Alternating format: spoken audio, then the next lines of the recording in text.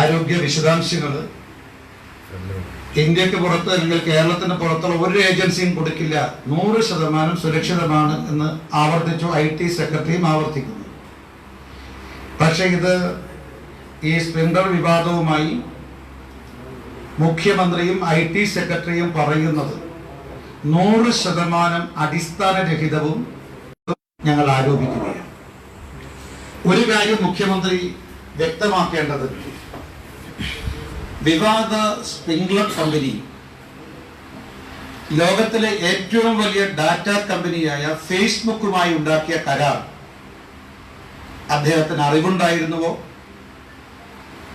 Sprinkler ഫേസ്ബുക്കുമായി ഉണ്ടാക്കിയ കരാർ അറിഞ്ഞിട്ട് തന്നെയാണോ ഈ കമ്പനിയുമായിട്ട് സംസ്ഥാന സർക്കാർ ധാരണയിലെത്തിയത്? ഈ രണ്ട് കാര്യത്തെക്കുറിച്ച് മുഖ്യമന്ത്രി നിലപാട് വ്യക്തമാക്കണം. ഒന്ന്, ഈ സ്പ്രിംഗ്ലർ കമ്പനി ഫേസ്ബുക്ക് എന്ന ആഗോള ഡാറ്റ ഭീമൻ കമ്പനിയുമായിട്ടുണ്ടാക്കിയ കരാർ മുഖ്യമന്ത്രിക്ക് അറിയാമായിരുന്നുവോ?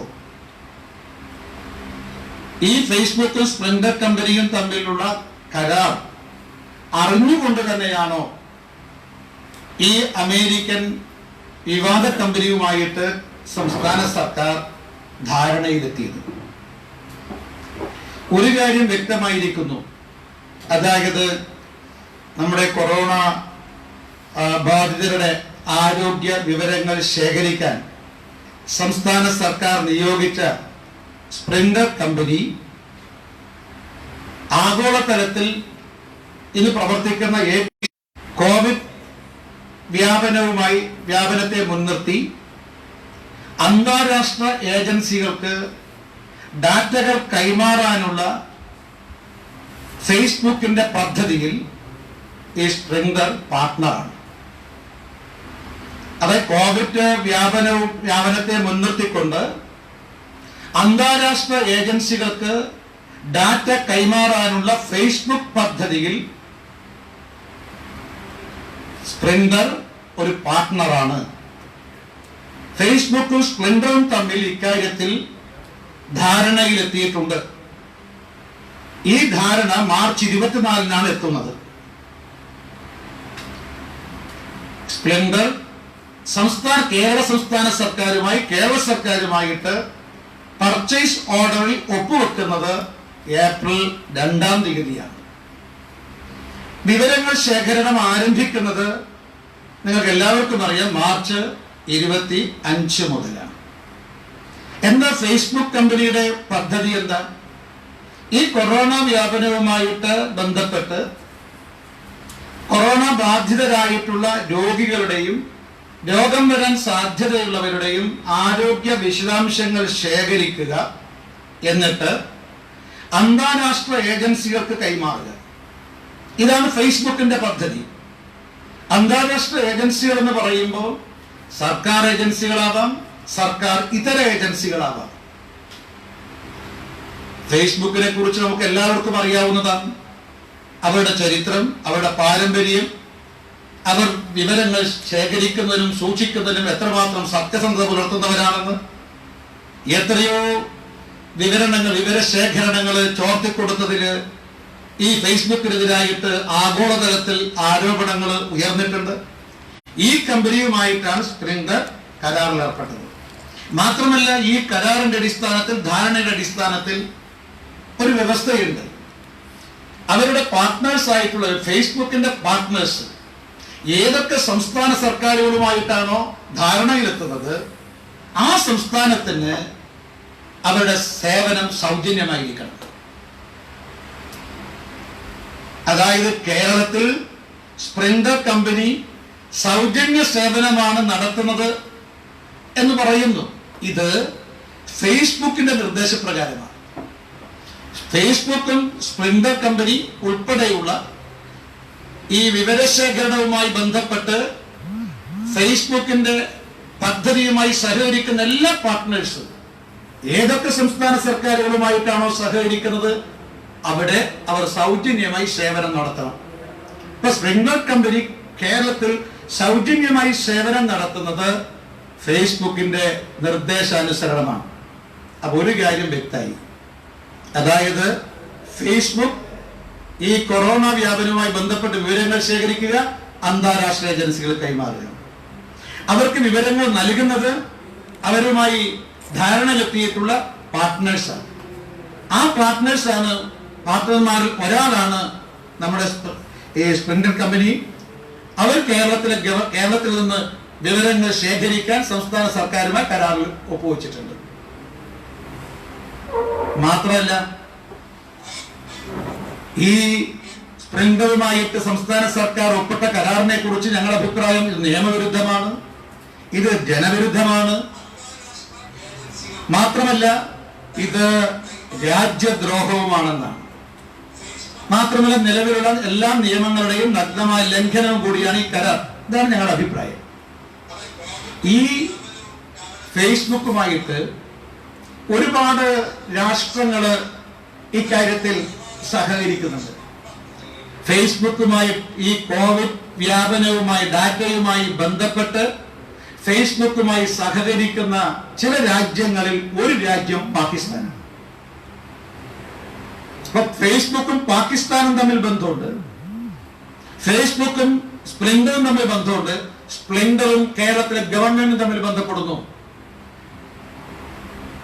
ഈ പാകിസ്ഥാന് വിവരം നൽകുന്ന ഈ ഫേസ്ബുക്കുമായിട്ട് ബന്ധമുള്ള സ്പ്ലിൻഡറുമായി സംസ്ഥാന സർക്കാർ ഉണ്ടാക്കിയ കരാർ കേന്ദ്ര ഗവൺമെന്റ് അറിയില്ല, കേന്ദ്രത്തിലെ ആഭ്യന്തര വകുപ്പ് അറിയില്ല. ഈ കാര്യത്തിൽ യാതൊരു ചർച്ചയും അക്കാര്യത്തിൽ നടത്തിയിട്ടില്ല.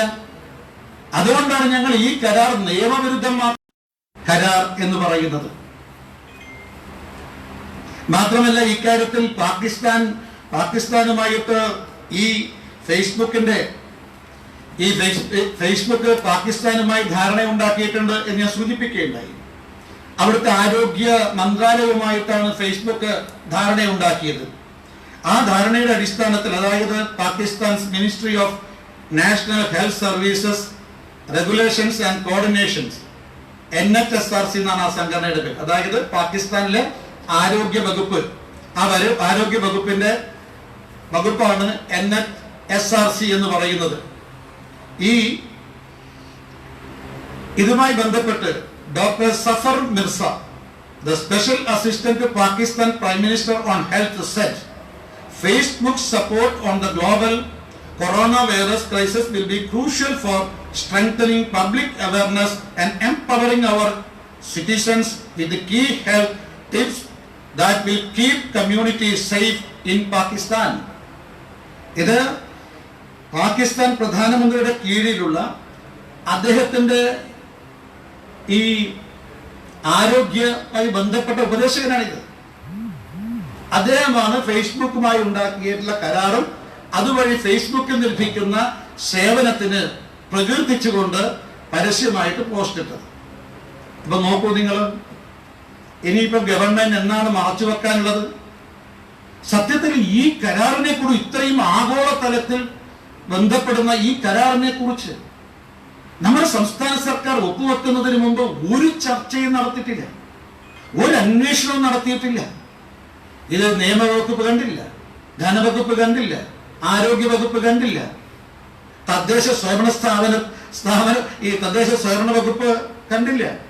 എന്തിനേറെ നമ്മുടെ മന്ത്രിസഭ പോലും ഇക്കാര്യത്തിൽ ചർച്ച നടത്തിയില്ല. ഒരുപക്ഷെ നിയമവകുപ്പോ ധനവകുപ്പോ ഈ കരാർ കണ്ടിരുന്നുവെങ്കിൽ, കരാറിന് മുമ്പ് ഇതിനെക്കുറിച്ച് അവരുമായി സംസാരിച്ചിരുന്നുവെങ്കിൽ നമ്മുടെ ധനവകുപ്പോ അല്ലെങ്കിൽ നിയമവകുപ്പോ ഇതിന് വലിയ വിപുലമായ ചർച്ച നടത്തിയേനെ. ഇന്ത്യയുമായി കേന്ദ്ര ആഭ്യന്തര വകുപ്പുമായിട്ട് ചർച്ച നടത്തേണ്ട അനിവാര്യത അവർ ചൂണ്ടിക്കാണിച്ചേനെ. പക്ഷെ ഇതൊന്നും നടത്താതെ ഇപ്പോൾ എന്താ പറയുന്നത്? IT സെക്രട്ടറി പറയുക, എനിക്ക് ബോധ്യം വന്നിരിക്കുന്നു.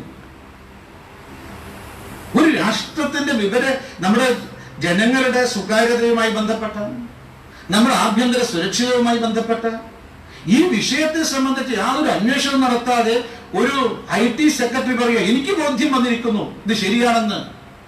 അങ്ങനെ ഒരു IT സെക്രട്ടറിക്ക് ബോധ്യം വന്നാൽ ഒരു വിദേശ കമ്പനിയുമായി ഒരു സംസ്ഥാന സർക്കാരിന് കരാർ ഒപ്പുവെക്കാൻ സാധിക്കുമോ?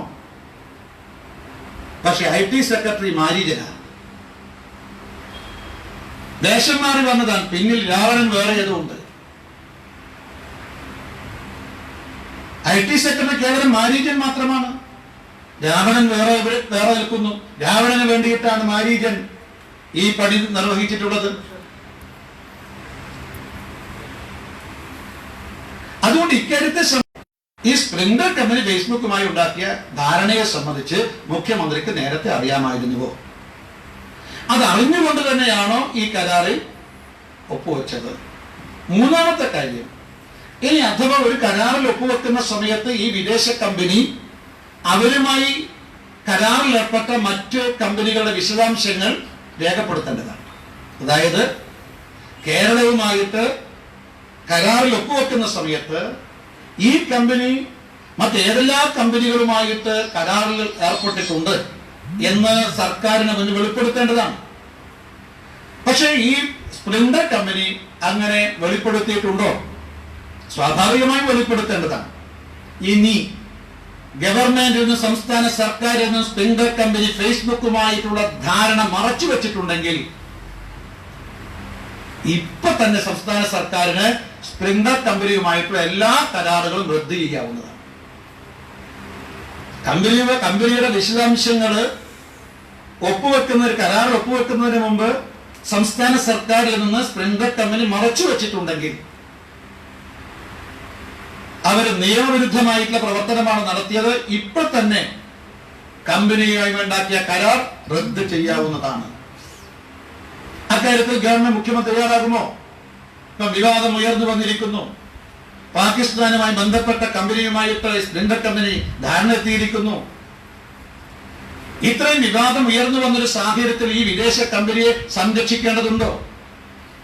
അതുകൊണ്ട് ഇക്കാര്യത്തിൽ ഗവൺമെന്റ്, മുഖ്യമന്ത്രി നിലപാട് വ്യക്തമാക്കണം. എല്ലാം IT സെക്രട്ടറിയോട് ചോദിച്ചോ എന്ന് പറയുന്നത് ഒരു ജനാധിപത്യ ഗവൺമെന്റ് യോജിച്ചതാണോ? ഇവിടെ ഉദ്യോഗസ്ഥ ഭരണമാണോ ജനാധിപത്യ ഭരണമാണോ കേരളത്തിൽ നിലനിൽക്കുന്നത്? മറ്റൊരു കാര്യം ഞങ്ങൾക്ക് സൂചിപ്പിക്കാനുള്ളത്, മാർക്സിസ്റ്റ് പാർട്ടി അതിന്റെ തത്വശാസ്ത്ര നിലപാടിൽ നിന്ന് പിന്മാറിയോ? കാരണം ഈ ആധാർ കാർഡുമായി ബന്ധപ്പെട്ട് നമുക്കറിയാം, സുപ്രീം കോടതിയിൽ കേസ് വരികയും സുപ്രധാനമായ വിധി വരികയും ചെയ്തിട്ടുണ്ട്. അന്ന് നമ്മുടെ CPM-ന്റെ പോളിറ്റ് ബ്യൂറോ മെമ്പറും കേരളത്തിലെ മുഖ്യമന്ത്രിയുമായ ശ്രീ പിണറായി വിജയനും CPM-ന്റെ അഖിലേന്ത്യാ സെക്രട്ടറി സീതാറാം യെച്ചൂരിയും ഈ കേസിനെ സംബന്ധിച്ച് CPM-ന്റെ ഔദ്യോഗിക നിലപാട് വ്യക്തമാക്കിയിട്ടുണ്ട്. അത് ജനങ്ങളുടെ സ്വകാര്യത എന്ന് പറയുന്നത് അത് ലംഘിക്കാൻ പാടില്ല. അതിൽ ആർക്കും കൈകടത്താൻ അവകാശമില്ല. നമുക്കറിയാം, കേന്ദ്ര സർക്കാർ കൊണ്ടുവന്ന ആധാറുമായി ബന്ധപ്പെട്ട എല്ലാ വിവരങ്ങളും NIC ആണ് ശേഖരിക്കുന്നത്. NIC കേന്ദ്ര സർക്കാരിന്റെ കീഴിലുള്ള സ്ഥാപനമാണ്. കേന്ദ്ര സംസ്ഥാന സർക്കാരുകളെ സാങ്കേതികമായിട്ട് സഹായിക്കാൻ, അവർക്ക് സാങ്കേതിക വിദ്യ നൽകാനാണ് NIC രൂപം കൊണ്ടത്. ഇന്ന് ആഗോളതലത്തിൽ മറ്റ് കമ്പനികളെ കടപിടിക്കുന്ന രീതിയിൽ NICക്ക് നെറ്റ്വർക്ക് ഉണ്ട്, അവർക്ക് എല്ലാ സംവിധാനങ്ങളുമുണ്ട്. ആ NIC ആണ് ആധാർ കാർഡുമായി ബന്ധപ്പെട്ട വിശദാംശങ്ങൾ ജനങ്ങളിൽ ശേഖരിക്കുന്നത്. അത് ആർക്കും പോകില്ല. പക്ഷെ എന്നിട്ടും അതിനെപ്പോലും കേന്ദ്ര സർക്കാരിന്റെ കീഴിലുള്ള ഒരു സ്ഥാപനം ജനങ്ങളുടെ വിവരങ്ങൾ ശേഖരിക്കുന്നതിന് പോലും മാർക്സിസ്റ്റ് പാർട്ടി, പ്രത്യേകിച്ച് സീതാറാം യെച്ചൂരിയും ബഹുമാനനായ മുഖ്യമന്ത്രി പിണറായി വിജയനും അതിനെ നിശിതമായി വിമർശിച്ചു. മോഡി ഗവൺമെന്റിനെ അതിനിശ്ചിതമായ ഭാഷയിലാണ് അവർ വിമർശിച്ചത്. ഞാൻ ചോദിക്കട്ടെ, ഇവിടെ കേന്ദ്ര സംസ്ഥാന സർക്കാരിന്റെ കീഴിലുള്ള ഒരുപാട് കമ്പനികളുണ്ട്. സംസ്ഥാന സർക്കാരിന്റെ കീഴിൽ സീഡിറ്റ് ഉണ്ട്, IT മിഷൻ ഉണ്ട്, ഇതുപോലെ കേന്ദ്ര സർക്കാരിന്റെ കീഴിൽ NIC ഉണ്ട്. ഇനി അല്ലെങ്കിൽ നമ്മുടെ ഇന്ത്യയിൽ തന്നെ സ്വകാര്യ കമ്പനികൾ ധാരാളമുണ്ട്. ഈ കേന്ദ്ര സംസ്ഥാന സർക്കാരിന്റെ കീഴിലുള്ള കമ്പനികൾ, ഇന്ത്യയിലെ സ്വകാര്യ കമ്പനികൾ, ഇവരൊക്കെ ഒഴിവാക്കിയിട്ടാണ് ഒരു വിദേശ കമ്പനിയുമായിട്ട് ഈ ധാരണയിലെത്തിയിട്ടുള്ളത്. ഇപ്പൊ ഫേസ്ബുക്കുമായിട്ടുള്ള ധാരണ, അതുപോലെ അമേരിക്കൻ കമ്പനിയുമായിട്ട് ഡാറ്റ കൈമാറാനുള്ള ധാരണ, ഈ സംസ്ഥാന സർക്കാർ ഉണ്ടാക്കിയ ധാരണയെക്കുറിച്ച് മാർക്സിസ്റ്റ് പാർട്ടി നിലപാട് വ്യക്തമാക്കണം. കഴിഞ്ഞ 2016 മാർക്സിസ്റ്റ് പാർട്ടി പ്രസിദ്ധീകരിച്ചിട്ടുള്ള പ്രകടന പത്രികയിൽ ഇത്തരം ഒരു കമ്പനികളുമായിട്ടും കരാറിൽ ഒപ്പുവെക്കില്ല എന്ന് പറയുന്നുണ്ട്.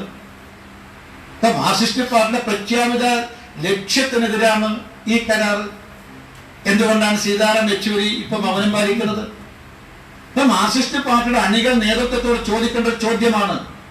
സാമ്രാജ്യത്വ ശക്തിയുടെ കാവലാളന്മാരായിട്ട് മാർക്സിസ്റ്റ് പാർട്ടിയും അവരുടെ ഗവൺമെന്റ് മാറിയിരിക്കുകയാണ്. ഇന്ത്യയിൽ ആകെ CPM-ന് ഒരു സർക്കാർ, ഒരു സംസ്ഥാനത്ത് മാത്രമേ ഭരണമുള്ളൂ. ആ സംസ്ഥാന സർക്കാരാണ് എല്ലാ പദ്ധതികളും എല്ലാ കാര്യങ്ങൾക്കും അമേരിക്കൻ സാമ്രാജ്യത്വ കമ്പനികളുമായി, കോർപ്പറേറ്റ് കമ്പനികളുമായിട്ട് ധാരണയിലെത്തിയിരിക്കുന്നത്. അതുകൊണ്ട് പ്രത്യയശാസ്ത്രപരമായിട്ട് ഈ കരാറിനെ സീതാറാം യെച്ചൂരിക്കും മാർക്സിസ്റ്റ് പാർട്ടിയുടെ കേന്ദ്ര നേതൃത്വത്തിനും ന്യായീകരിക്കാൻ സാധിക്കുമോ എന്ന് വ്യക്തമാക്കണം. എന്ന് മാത്രമല്ല, ആധാർ വിഷയവുമായി ബന്ധപ്പെട്ട് നരേന്ദ്രമോദി സർക്കാരിനെയും പ്രധാനമന്ത്രി നരേന്ദ്രമോദിയെയും രൂക്ഷമായി വിമർശിച്ച പിണറായി വിജയനും സീതാറാം യെച്ചൂരിയും ഇപ്പോഴെങ്കിലും പരസ്യമായി മാപ്പ് ചോദിക്കണം. പ്രധാനമന്ത്രി നരേന്ദ്രമോദി ഒരു വിദേശ കമ്പനിയുമായിട്ട് ആധാറിന് വേണ്ടി കരാറുണ്ടാക്കിയിട്ടില്ല. കേന്ദ്ര സർക്കാരിന്റെ കീഴിലുള്ള കമ്പനിയാണ്, സ്ഥാപനമാണ് ഇത് ഏറ്റെടുത്തിരിക്കുന്നത്. പക്ഷെ ഇവർ വിദേശ അമേരിക്കൻ കമ്പനിയുമായിട്ടാണ് കരാറുണ്ടാക്കിയത്. അതുകൊണ്ട് ഈ രണ്ടു പേരും ശ്രീമാൻ നരേന്ദ്രമോദിയോട്, ഇന്ത്യൻ പ്രധാനമന്ത്രിയോട് മാപ്പ് ചോദിക്കാൻ തയ്യാറാകണമെന്ന് ഭാരതീയ ജനതാ പാർട്ടി ആവശ്യപ്പെടുകയാണ്. ഇനി ഇതിനെക്കുറിച്ച് മാർക്സിസ്റ്റ് പാർട്ടിക്കും അതുപോലെ നമ്മുടെ കേരള സർക്കാരിനും ഇനി എന്താണ് ഇതിനെക്കുറിച്ച് പറയാനുള്ളത്?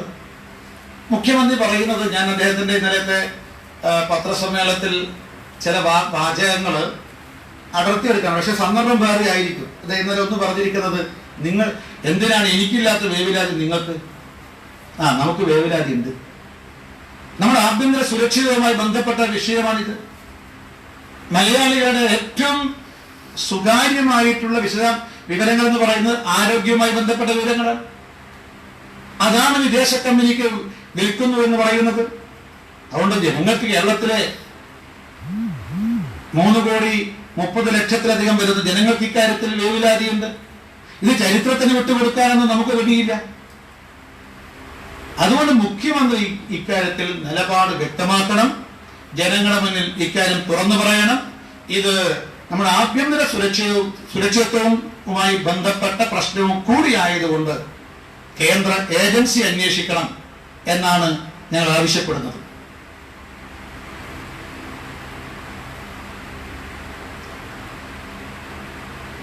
ഇക്കാര്യത്തിൽ മാർക്സിസ്റ്റ് പാർട്ടിയുടെ സംസ്ഥാന നേതൃത്വം ഇതുവരെ ഇക്കാര്യത്തിൽ ഒന്നും വ്യക്തമാക്കിയിട്ടില്ല. എന്തുകൊണ്ടാണെന്ന് എനിക്കറിയില്ല. ഇക്കാര്യത്തിൽ എന്താണ് മാർക്സിസ്റ്റ് പാർട്ടി ഔദ്യോഗിക നയം?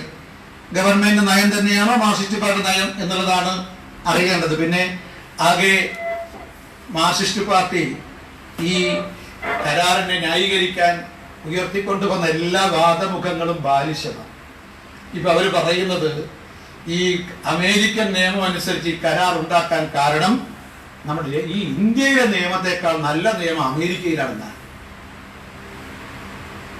എപ്പോ ഇന്ത്യയുടെ നിയമത്തെക്കാൾ നല്ല നിയമം അമേരിക്കയിലാണെന്നാണ്. അങ്ങനെ ഈ സ്വകാര്യത സംരക്ഷിക്കുന്നതുമായിട്ടുള്ള നിയമം ഇന്ത്യയിൽ ഇല്ല എങ്കിൽ ഇന്ത്യൻ പാർലമെന്റിൽ പ്രാതിനിധ്യമുള്ള പാർട്ടിയാ CPM. മാത്രമല്ല UPA ഭരിക്കുന്ന സമയത്ത് സീതാറാം യെച്ചൂരിയും പ്രകാശ് കാരാട്ടുമാണ് ആ ഗവൺമെന്റ് നിശ്ചയിച്ചത്. ഇത്തരം ഒരു നിയമം അവർക്ക് നിർമ്മിക്കാമായിരുന്നില്ലേ? നിർമ്മിക്കണമെന്ന് ആവശ്യപ്പെടാമായിരുന്നില്ലേ? ഇതുവരെ ഈ സ്പ്ലെൻഡറുമായി കരാർ ഒപ്പുവെക്കുന്നതിന് മുമ്പ് ഇങ്ങനെ ഒരു ആവശ്യം ആരും ഉന്നയിച്ചിട്ടില്ലല്ലോ. അപ്പൊ അമേരിക്കയിൽ കുറ്റമറ്റ നിയമമാണ്, അതുകൊണ്ടാണ് അമേരിക്കൻ നിയമം അനുസരിച്ച് ഈ കരാർ ഒപ്പുവെച്ചത് എന്നുള്ളത് ശരിയല്ല. 2, ഇതൊരു മലയാളിയുടെ കമ്പനിയാണ്, അതുകൊണ്ടാണ് ഞങ്ങൾ ഈ കമ്പനിയുമായിട്ട് വലിയ ചർച്ചയൊന്നും നടത്താതെ ഒപ്പുവെച്ചത്. അതും തെറ്റാണ്. ഇതിന്റെ ചീഫ് എക്സിക്യൂട്ടീവ് ഓഫീസർ CEO 2017 നൽകിയിട്ടുള്ള എല്ലാ രേഖകളിലും അയാൾ ഇന്ത്യൻ പൗരനാണെന്ന് പറയുന്നില്ല എന്ന് മാത്രമല്ല അമേരിക്കൻ പൗരനാണെന്ന് രേഖാമൂലം എഴുതി കൊടുത്തിട്ടുണ്ട്. അപ്പൊ ഇതൊരു മലയാളിയുടെ കമ്പനിയല്ല, ഇന്ത്യക്കാരന്റെ കമ്പനിയല്ല, ഇത് ഒരു വിദേശി കമ്പനിയാണ്, ഒരു സംശയമില്ല. രേഖാപരമായിട്ട് അതാണ് പറയുന്നത്. അതുകൊണ്ട് മലയാളി കമ്പനിയുമായി ഒപ്പുവെച്ചു, ഈ വാദവും ശരിയല്ല. പിന്നെ അസാധാരണമായ സമയത്ത് ഉണ്ടാക്കിയ അസാധാരണമായ കരാറെന്നാണ് നമ്മുടെ polit bureau member S. Ramachandra Pillai പറഞ്ഞത്. ഇനി അസാധാരണമായ സമയമായിക്കോട്ടെ, സമ്മതിച്ചു. കോവിഡ് വ്യാപനവുമായി ബന്ധപ്പെട്ട് എല്ലാവരും തിരക്കിലാണ്, ഓക്കെ, സംശയമില്ല. പക്ഷെ അങ്ങനെയാണെങ്കിൽ എത്രയോ ആയിരക്കണക്കിന് കിലോമീറ്ററുകൾ അപ്പുറത്തുള്ള കമ്പനിയുമായി കരാറുണ്ടാക്കുന്നതിന് പകരം സ്വന്തം സംസ്ഥാനത്തുള്ള കമ്പനികളുടെ സംസ്ഥാന സർക്കാരിന്റെ കീഴിലെ കമ്പനിയുണ്ട്, ഇന്ത്യ ഗവൺമെന്റ് കീഴിലെ കമ്പനിയുണ്ട്. ഇവരുമായിട്ട് പെട്ടെന്ന് കരാറുണ്ടാക്കുന്നതല്ലേ ഏറ്റവും ഉചിതം. പിന്നെ മാത്രമല്ല, ഈ മാർച്ച് 25-ാം തീയതി തന്നെ വിവരശേഖരണം നടത്താൻ വേണ്ടിയിട്ട് സംസ്ഥാന സർക്കാർ നിർദ്ദേശം നൽകിയിട്ടുണ്ട്. പർച്ചേസ് കരാറിൽ ഒപ്പുവെക്കുന്നത് ഏപ്രിൽ 2 25 മുതൽ വിവരം ശേഖരിക്കാൻ നിർദ്ദേശം കൊടുത്തിട്ടുണ്ട്. ഈ 25 മുതൽ ഏപ്രിൽ 2 വരെയുള്ള ഈ കാലയളവിൽ ഇതിന്റെ ഫയൽ ധനവകുപ്പിന് കാണാമായിരുന്നു, ഇതിന്റെ ഫയൽ നിയമവകുപ്പിന് കാണാമായിരുന്നു, ആരോഗ്യ വകുപ്പിന് കാണാമായിരുന്നു, അതുപോലെ തദ്ദേശ സ്വയംഭരണ വകുപ്പിന് കാണാമായിരുന്നു, മന്ത്രിസഭയിൽ വെക്കാമായിരുന്നു. ഇതൊന്നും ചെയ്തില്ലല്ലോ.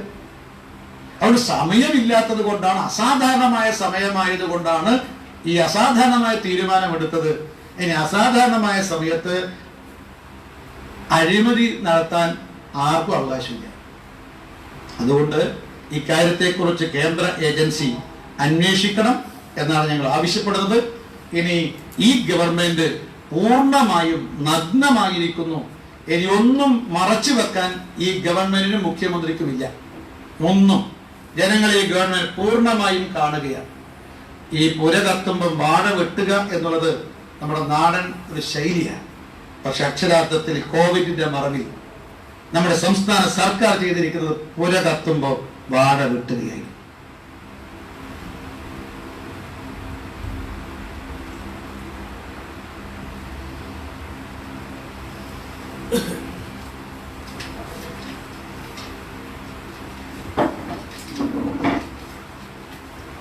ഫേസ്ബുക്കുമായി ബന്ധപ്പെടുന്നതിന് എന്താണ് തെളിവ്?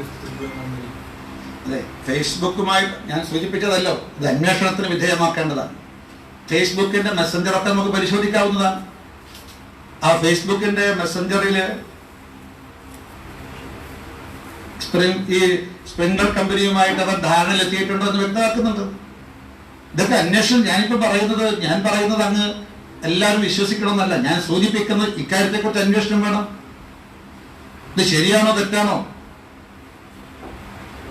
അതുപോലെ ഈ ഫേസ്ബുക്ക് കമ്പനിയുമായിട്ട് ഈ വിവരശേഖരണത്തിന് പാകിസ്ഥാൻ സഹകരിക്കുന്നുണ്ടോ? ഞാൻ നേരത്തെ പറഞ്ഞതുപോലെ പാക് പ്രധാനമന്ത്രിയുടെ ആരോഗ്യകാര്യ ഉപദേഷ്ടാവ് ഫേസ്ബുക്കിനെ അനുമോദിച്ചിട്ടുണ്ടോ, നന്ദി പ്രകാശിപ്പിച്ചിട്ടുണ്ടോ? പരിശോധിക്കണം. അതുകൊണ്ടാണ് സമഗ്രമായ അന്വേഷണം വേണമെന്ന് പറയുന്നത്. ഇത് ഞങ്ങൾ ഒന്നും പറയാൻ തയ്യാറില്ല. എല്ലാ IT സെക്രട്ടറിയോട് ചോദിച്ചോ, ഇത് പറയുന്നത് ശരിയാണോ? ഇതൊരു ജനാധിപത്യ ഗവൺമെന്റ് ചോദിച്ചതാണോ? സംശയങ്ങൾ ജനങ്ങൾക്കുണ്ട്. ആ സംശയങ്ങൾ ദൂരീകരിക്കണ്ടേ?